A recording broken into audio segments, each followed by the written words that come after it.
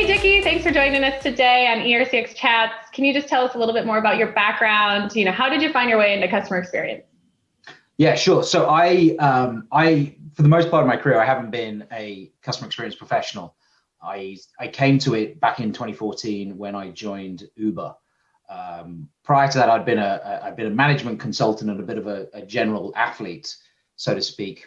But I was really attracted to the company at Uber rather than the role. But it's something that I very quickly, I guess, developed a passion for. It was easy to do at Uber, I guess, because back then Uber was a very, very, very hot topic, but also a very virtual company. Like the physical experience was always between the rider and the driver partner. And so there wasn't a ton of interaction with Uber. So when it did happen, it came into my team and I was like super excited to be a part of that. And it made the stakes really important to get it right. Yeah, sounds good. I know it's something where I always joke, my kids will say, "What is it that you do, Mom?" Right? And I always laugh because we talk about customer care or whatever. They still don't fully understand. It's like this very convoluted thing, right? But it's kind of funny because, as kids, you're like, "Oh, I want to be an astronaut," or all these other things. Not, "I want to work in customer care." So It's kind of funny to hear how everyone gets there. So you're the first employee for Uber support in EMEA. Can you tell us what it was like from just being at Uber in 2014? Like everyone now in 2020 thinks of Uber so differently, but 2014, being the first employee in EMEA was probably 100% different. Sure. So, obviously the Uber business in EMEA was, it wasn't huge by any means at the time. It was reasonably sized, but support was the job that everybody did rather than one person did. So there were no real support professionals. So we'd have a rider team whose job during the day was signing up riders. We'd have a driver team whose job during the day was to sign up drivers.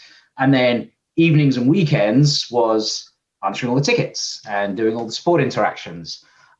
So it was clearly not very scalable. I always joke that I was probably the most popular hire of 2014 because I was the guy that was ostensibly supposed to take all the tickets away.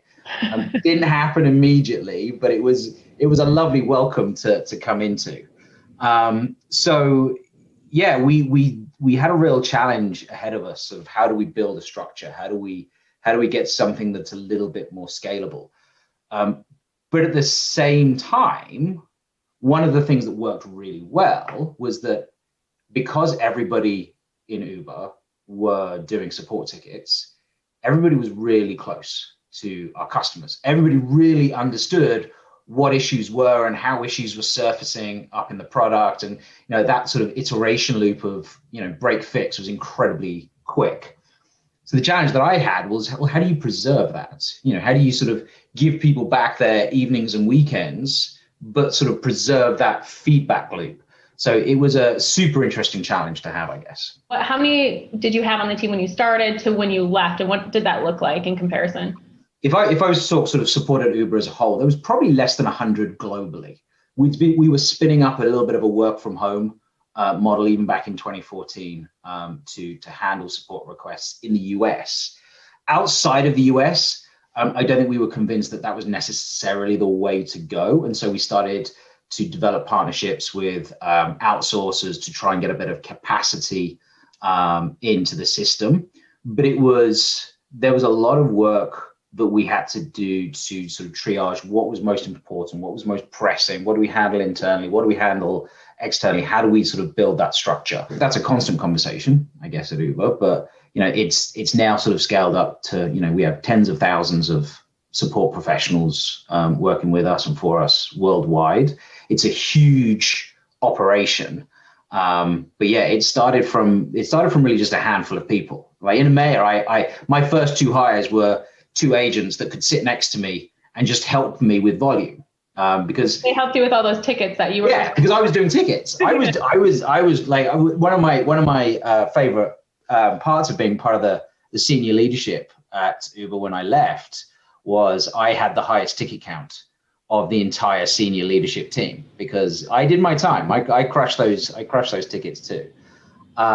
Hopefully you have a trophy or something to signify that. Yeah, I mean, I printed off a few certificates for myself, but recognition is always nice. But so we were kind of trying to solve two problems at the same time, though, because the problem in front of us was we've got a ton of volume that we need to solve for. We've got a bunch of riders that we need to help. We've got a bunch of drivers that we need to help. The growth of the business is constant, and there's this huge problem that we need to solve now. And the temptation is always to throw bodies at it. And honestly, that's kind of what we had to do. We threw bodies at that problem. But at the same time as solving that problem, the problem in front of us, the smart money solves the problem that's coming as well. And you start to build that infrastructure for the future. And doing those two things in tandem was really challenging. But we managed to hire a pretty rock star team in the early days, many of whom are still at Uber. We were able to build something that I think we were quite proud of in the end. Mm-hmm. Yeah, I mean, I would assume based on the growth and the support, and even just seeing now Uber, I have one app instead of multiple apps, right? So I don't have my Eater app. I also have my Rider and Eater all together. So even just seeing that from a customer perspective, if you're not in this space, you would think it's so simple. Yeah. But when you actually look at the back end of systems and people and technology, there's just so much more that goes into it. So the undertaking of that task is probably an exorbitant amount of time that I think people just don't realize. And I think you bring up a great point with Uber Eats. Like, the model that we use for Uber Eats has iterated several times. It started off with Priuses driving around a city with a bunch of burritos being kept warm in the back, to the marketplace model that we have now. But of course, from a support perspective, now we have a three-sided marketplace that we have to support with restaurants and couriers and eaters. So everything has to change again. So super interesting challenges. Mm-hmm. Yeah, and then throw COVID on top of it in 2020, and I'm sure that didn't pose any new challenges to the capacity or planning or anything. So it certainly accelerated some investments in the Uber Eats business, that's for sure.